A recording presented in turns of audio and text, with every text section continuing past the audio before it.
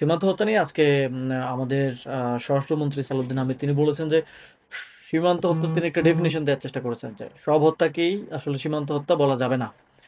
তো এটা খুবই মানে তিনি বোঝানোর চেষ্টা করেছেন যে যারা বিভিন্ন অপরাধ সংগঠিত করতে বা মাদক আনতে বা হচ্ছে চোরাচালানের জন্য সীমান্তের ওই পারে যায়, এটা বাস্তব যে অনেকেই যায়। আহ, সেটাকে সীমান্ত হত্যা বলা যাবে না, তাহলে সেটাকে আসলে কি বলা হবে এখন? আম, যদি এটা এরকমই হয় তাহলে সাপোজ বাংলাদেশে অবৈধভাবে ভারতের অনেক নাগরিক থাকে বলে আমরা জানি। আমরা বিভিন্ন সময় পত্রপত্রিকায় দেখেছি অন্তর্বর্তী সরকারের সময় একটা নোটিশ দেওয়া হয়েছিল যে অবৈধভাবে যারা আছে সবাই যেন ইনফরমেশন সাবমিট করে।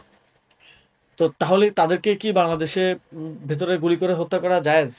বা পৃথিবীতে বিভিন্ন দেশে অবৈধভাবে বাংলাদেশের অনেক নাগরিক থাকেন, আপনারা জানেন যে প্রবাসী বিভিন্ন দেশে অবৈধভাবে অনেকে থাকেন, অনেকের ভিসার মেয়াদ শেষ হয়ে যায়, অনেকে জানও অবৈধভাবে।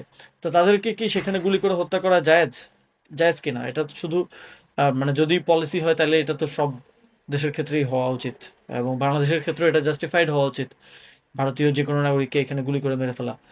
তো আহ, এইটাকে যে উনি জাস্টিফিকেশন দিচ্ছেন যে এটা এবং ভারতে যারা মানে সীমান্তে যারা হত্যার শিকার হচ্ছে বা সীমান্তের ভিতরে, ভারতের সীমান্তের ভিতরে বা আহ, আম, একটা হচ্ছে দুই সীমান্তের মাঝখানে একটা জোন থাকে, সেখানে যারা হত্যার শিকার হচ্ছেন, তারা সবাই কি আসলে চোরাচালানকারী বা সবাই কি আসলে মাদকের আদান প্রদানের সাথে জড়িত বা চোরাচালানের সাথে জড়িত? এটা কিভাবে সরকার আসলে নিশ্চিত করবে যে কোনটা? তো এই বিষয়টা নিয়ে আমার মনে হয় আরো স্পষ্টতা প্রয়োজন। এটা একটা দায়সারা বক্তব্য বলে আমরা মনে করছি যে সীমান্ত হত্যার বিষয়টাকে তিনি রংলি অ্যাড্রেস করছেন। তিনি বরং ন্যাশনালি এই বক্তব্যের মাধ্যমে, ন্যাশনালি ইন্টারন্যাশনালি এই বক্তব্য তো অবশ্যই ভারতেও বিভিন্ন মিডিয়া কভার করেছে করেছে আমি দেখেছি।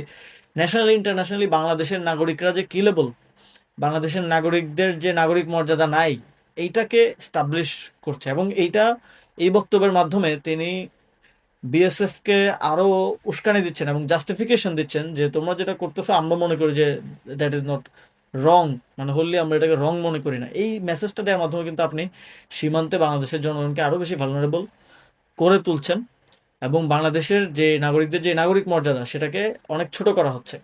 তা আমরা মনে করি সীমান্তে কোনো নাগরিককেই আহ, ভারতের সীমান্ত রক্ষাকারী বাহিনী গুলি করে হত্যা করতে পারে না।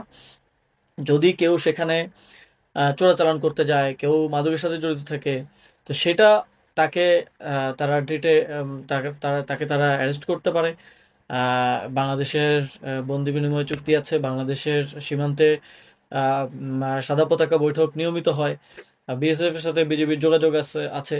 তো এর মাধ্যমে হ্যান্ড ওভার করা যেতে পারে, বিভিন্ন প্রক্রিয়া এটা হইতে পারে। এটা তো এইভাবে মানে হত্যা করে ফেলা, এবং বাংলাদেশের স্বরাষ্ট্রমন্ত্রী যার এই মানুষগুলোকে নিরাপত্তা দেওয়ার কথা ছিল তাদেরকে আরো ভালনারেবল করে তোলা, এটা খুবই দুঃখজনক রাষ্ট্র হিসেবে আমাদের জন্য।